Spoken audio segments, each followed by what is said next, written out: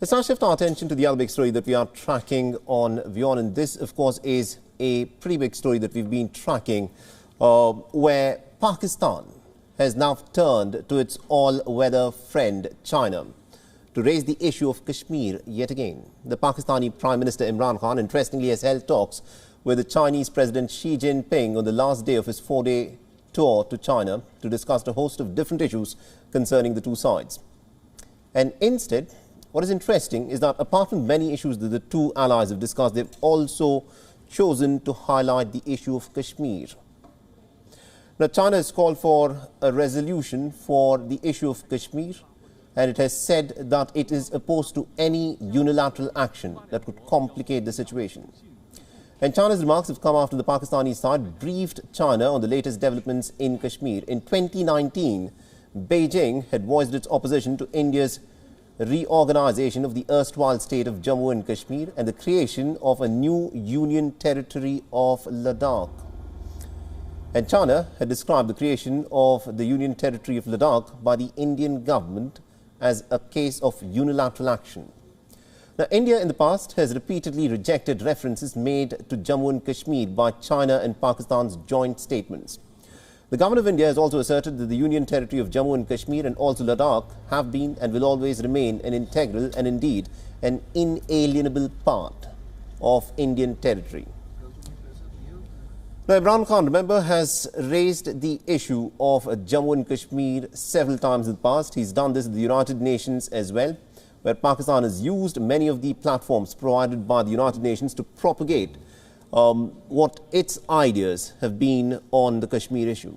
In September last year, India's first secretary to the United Nations had slammed Pakistan and Imran Khan for his references to Kashmir, saying that Islamabad has an established history of supporting terror outfits in the Kashmir Valley and that Pakistan must immediately vacate Pakistan-occupied Kashmir. Both Imran Khan and Xi Jinping have also reviewed the existing bilateral cooperation like the Economic Corridor Project, that is the CPEC. The joint statement has said that Pakistan is also committed to one China policy, and with this, Pakistan interestingly seems to have lent its support for China's stand on Taiwan, on the South China Sea, Hong Kong, the oppression of the Uyghur minority Muslims in the Xinjiang province, and also the oppression that the Tibetan people have suffered at the hands of the Chinese. Xi Jinping has said that China firmly supports Pakistan in safeguarding its sovereignty, dignity, and also in its fight against terrorism. Both sides have also agreed to continue their momentum in defense cooperation at various levels between the armed forces. Now, remember, in recent decades, it's not the United States, but it is China that has now emerged as Pakistan's biggest supplier of weapons, including battle tanks, fighter jets, and also naval frigates.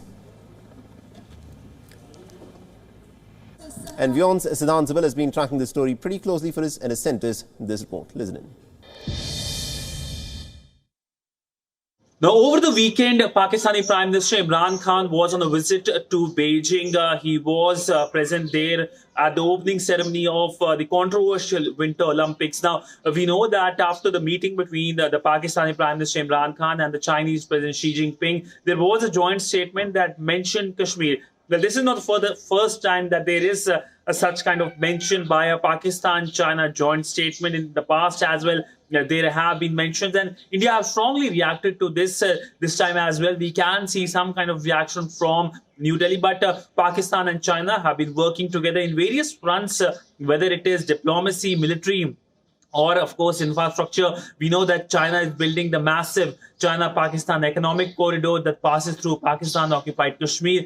And we know that when it comes to diplomacy and military, how there has been increased cooperation. In fact, a few years ago, when India removed the special status for the erstwhile state of Jammu and Kashmir, it was at the behest of Pakistan that China attempted to raise the issue at the United Nations Security Council. But of course, it was unsuccessful. But India knows the closeness and, of course, how both countries are coming together to undermine New Delhi. And we know that how India is also working with its partners to make sure that this partnership, this axis is something that India is able to deal with it in future if there is some kind of major crisis in the Indian subcontinent.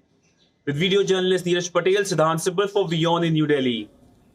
WION is now available in your country. Download the app now and get all the news on the move.